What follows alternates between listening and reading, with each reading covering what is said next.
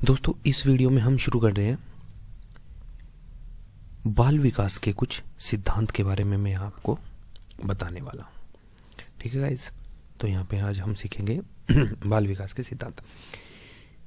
9 सिद्धांत मैं इसमें आपको बताऊंगा, जिसमें से पहला है हमारा समान प्रतिमान के सिद्धांत। समान प्रतिमान का मतलब क्या है? समान प्रतिमान का मतलब यह है कि कोई भी जाति प्रजाति, कोई भी जीव जंतु है, वो सभी जगहों पर एक ही जैसा रहने वाला है। ज़्यादा फर्क क्या हो गया? ज़्यादा फर्क उसमें नहीं होने वाला। जैसे कि किसी भी देश के इंसान की कद काठी में ज़्यादा अंतर नहीं होता। भारत का हाथी और अन्य किसी भी देश का हाथी का आकार बड़ा ही होगा। ऐसा तो नहीं कि भाई जो है ना, भारत का हाथी और दूसरे का हाथी बिल्ली जैसा कुछ हो गया जिसको सूंड लगी है, ऐसा नहीं हो सकता। वो भी बड़ा ही होगा। ठीक है। भारत में भी जिराफ की गर्दन लंबी होगी और ऑस्ट्रेलिया में भी लंबी ही होगी। तो समान प्रतिमान का सिद्धांत है, प्रिंसिपल ऑफ यूनिफॉर्म पैटर्न। ठीक है, तो यूनिफॉर्म पैटर्न जो है वो फॉलो होता है। Clear guys? दूसरा क्या है? विकास की दिशा का सिद्धांत, principle of direction of development. तो विकास की दिशा 2 प्रकार की हो सकती है जो कि आपने पढ़ाई होगी। एक तो सर से पैर की तरफ। पहले बच्चा अपना सर को संभालना सीखता है, फिर जो है ना, ठीक है, सर से पैर की तरफ, उसको बोलते हैं मस्कादोमुखी, सिफेलोकोडल। इसको नाम याद रखना, सिफेलोकोडल इसको बोलते हैं। ठीक है। और दूसरी होती है प्रोक्सिमिडिस्टल। प्रोक्सिमिडिस्टल या फिर दुराभिमुख। कहने का मतलब ये है कि सेंटर से बाहर की ओर यहाँ पे विकास चलेगा।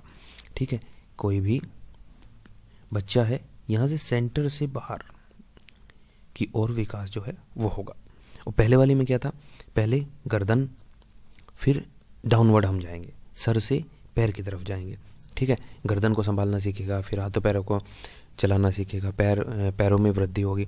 ठीक है, बच्चे के पैर जो है ना छोटे होते हैं, और जब इंसान बड़ा होता जाता है तो पहले की अपेक्षा ज़्यादा उनकी लेंथ जो है वो बढ़ती है।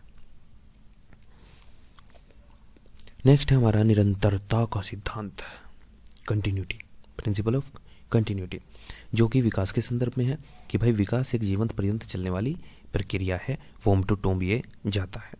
ठीक है, गर्भ से कब्र तक। यह है कहाँ से? गर्भ से कब्र तक जो है वो विकास आपका जाता है। ये तो हो गया निरंतर। 14 पॉइंट आ गया आपका सामान्य से विशिष्टता का सिद्धांत, जनरल टू स्पेसिफिक। विकास हमेशा सामान्य क्रियाओं से शुरू होकर विशिष्ट क्रियाओं की ओर ही चलेगा। पहले सामान्य नॉर्मल क्रियाएं होंगी विकास में, और उसके बाद में विशिष्टता की ओर वो जाएगा, एक्यूरेसी की ओर जाएगा।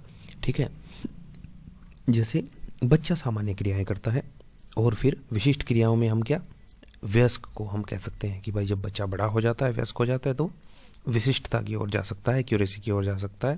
ठीक है। पूर्वानुमान का सिद्धांत, प्रिंसिपल ऑफ प्रिडिक्टेबिलिटी। पूर्वानुमान का सिद्धांत यह है कि हम अनुमान लगा सकते हैं कि बालक का विकास किस दिशा में हो रहा है। ये देख के पूत के पैर पालने में ही नजर आ जाते हैं। वही वाला कुछ है कि विकास की दिशा किस ओर बच्चा जा रहा है, ये हम अनुमान लगा सकते हैं। इसको बोलते हैं पूर्वानुमान का सिद्धांत। अब ये प्रिडिक्ट हम कैसे करेंगे, कैसे हम बताएंगे कि बच्चे का विकास किस दिशा में जा रहा है? तो वो उसकी क्रियाओं को देखकर। जाहिर सी बात है, किसी भी इंसान के हाव भाव, बोलचाल और जो वो क्रिया करता है उसको देखकर ही आइडिया लगाया जाता है। तो हम ये प्रिडिक्ट कर सकते हैं। तो पूर्वानुमान का सिद्धांत ये बता देना कि भैया विकास जा किस दिशा में रहा है। एकीकरण का सिद्धांत, यूनिटरी प्रोसेस। जब हम किसी कार्य को करने के लिए अपने हाथों पैरों को एक साथ मिलाकर कार्य करते हैं तो वह एकीकरण का सिद्धांत कहलाता है। जैसे कि आप बाइक चला रहे हो, आप साइकिल चला रहे हो, ठीक है, सारी इंद्रियां, सारे हाथ पैर आपके कार्य कर रहे हैं, तो इसको हम बोलेंगे एकीकरण का सिद्धांत। पॉइंट नंबर 7 आता है हमारा व्यक्तिगत विभिन्नता का सिद्धांत, डाइवर्सिटी, इंडिविजुअल डिफरेंसेस। हर व्यक्ति अपने आप में हर किसी से अलग होता है। हर किसी के विकास की गति भी भिन्न भिन्न हो सकती है, ठीक है, होती है। किसी का विकास तीव्र गति से होता है, किसी का धीमे होता है। कि कोई बच्चा क्लास में इंटेलिजेंट होता है, एक ही बार आपने बता दिया वो पकड़ लिया उसने, ठीक है। दूसरे कुछ बच्चे होते हैं जो बार बार बताते जा रहे हैं, नहीं हो पा रहा। तो ये होता है कैचिंग पावर, जो कि हर किसी की डिफरेंट होती है, ठीक है। अब इसके भी कारण यही है कि भाई एक बच्चे ने उसको समझ कैसे लिया, दूसरे ने क्यों नहीं समझा। इसके भी कई सारे कारण हो सकते हैं। क्या पता आपकी विधि प्रविधि जो शिक्षण विधियाँ है वो उसके अनुकूल हो, उसके अनुकूल ना हो, ठीक है। तो यही है व्यक्तिगत भिन्नता, विभिन्नता, ठीक है ना। 8वां पॉइंट है आपका वर्तुलाकार बनाम रेखीय गति का सिद्धांत, principle of spiral wedge linear advancement. विकास कभी भी रेखीय नहीं हो सकता, मतलब सीधी रेखा में विकास नहीं चल सकता कि हमने कोई ग्राफ बना दिया ऐसे विकास चल रहा है। इसकी गति कभी तीव्र होगी, कभी धीमी होगी, ठीक है, कभी अप डाउन ये चलता रहेगा, कभी भी ये सीधी रेखा में नहीं होगा, ठीक है ना। तो ये होता है वर्तुलाकार बनाम रेखीय गति का सिद्धांत। अंतर संबंधित विकास का सिद्धांत, प्रिंसिपल ऑफ इंटर डेवलपमेंट। सभी प्रकार के विकास आपस में अंतः संबंधित होते हैं, एक दूसरे से पे निर्भर करते हैं। कोई भी विकास होगा वो एक दूसरे पे निर्भर करेगा, ठीक है ना। कैसे भाई, जैसे कि हमारा सपोज करो शारीरिक विकास की हम बात कर लेते हैं, ठीक है।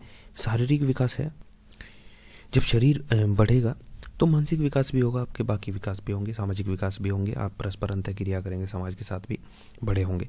और सपोज करो आप नन्हे मुन्ने से बच्चे ही रह गए, आपका शारीरिक विकास हुआ ही नहीं, छोटे से बच्चे ही रह गए, ठीक है, तो आपके बाकी विकास भी एक हद तक जाने के बाद में रुक जाएंगे, ठीक है। भाई छोटा सा बच्चा है तो लिमिटेड हो जाएगा वो सिस्टम, उसका आना जाना है या जो भी कार्य करने हैं, वो विकास जो है